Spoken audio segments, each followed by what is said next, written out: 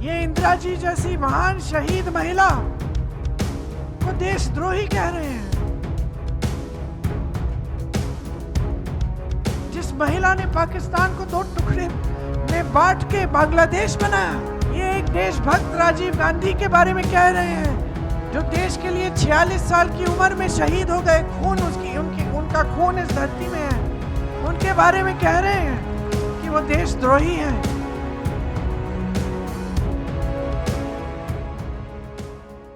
ये इंदिरा जी जैसी महान शहीद महिला को देशद्रोही कह रहे हैं। जिस महिला ने पाकिस्तान को 2 टुकड़े में बांट के बांग्लादेश बनाया। ये एक देशभक्त राजीव गांधी के बारे में कह रहे हैं, जो देश के लिए 46 साल की उम्र में शहीद हो गए।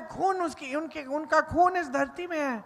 उनके बारे में कह रहे हैं कि वो देशद्रोही हैं, कि उन्होंने देश के कानून इसलिए बदल डाले कि अपनी माँ की विरासत पे टैक्स नहीं देना पड़ेगा। सोचिए, इतनी फिजूल की गिरी हुई बात कि मेरे पिताजी के दिमाग में नहीं आ सकती थी।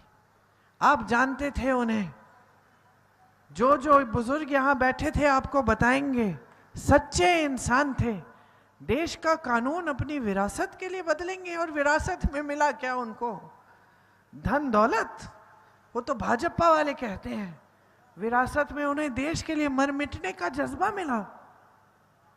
मां शहीद हुई, 7 साल बाद शहीद हो गए, पूरा जीवन भी नहीं जिया।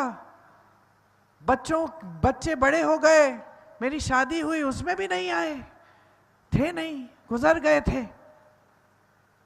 अपने पोते पोती को नहीं देखा,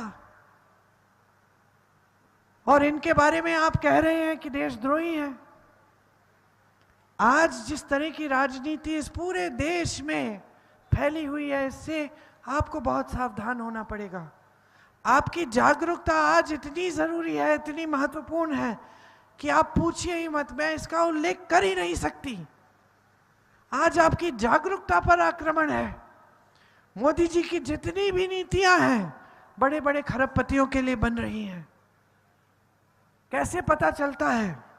देश का कोयला, देश की बिजली, देश की बड़ी बड़ी सड़कों का ठेका, देश के खदान सारे, देश के बंदरगाह, देश के हवाई अड्डे जो सरकारी होते थे, आपके होते थे, देश की जनता के होते थे, आज किसके हैं? किसके हैं? अडानी जी, अंबानी जी के हैं। सब इनको सौंप दिया गया है। सारी देश की संपत्ति इनको सौंप दी। देश का किसान लाख रुपए के लिए, 50,000 रुपए के लिए आत्महत्या करता है। गुजारा नहीं हो रहा है उसका। रात को आवारा पशु से पहरेदारी कर रहा है अपने खेतों का, कि दिन में कड़ी धूप में मेहनत कर रहा है, कमाई पूरी नहीं हो रही है। जीएसटी टैक्स डाल दिए हर खेती के सामान पे, कमा नहीं पा रहा है। बहनें महंगाई से जूझ रही हैं। सिलेंडर छोड़िए, आटा, सब्जी, दाल कुछ सस्ता नहीं मिल रहा है। दुकान जाती हैं, कतरा के वापस आ जाती हैं, आधी चीजें छोड़ देती हैं जो खरीदने गई थी।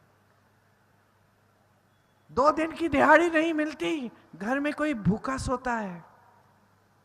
जितनी मेहनत की है आपने अपने बच्चों की परवरिश के लिए, उनको शिक्षित करने के लिए, सब असफल। चाहे कितनी भी मेहनत की हो आपने, कर्ज लिया हो इनको शिक्षित करने के लिए, ट्यूशन पढ़ाने के लिए, भर्ती की परीक्षाएं देने के लिए, पेपर लीक होते हैं, घोटाले होते हैं, कोई कार्रवाई नहीं होती। ऊपर से कोई रोजगार नहीं है। 70 करोड़ जनता इस देश में आज बेरोजगार है। 45 सालों में ऐसा नहीं हुआ। 45 सालों में सबसे ज्यादा बेरोजगार आज मोदी जी के राज में है।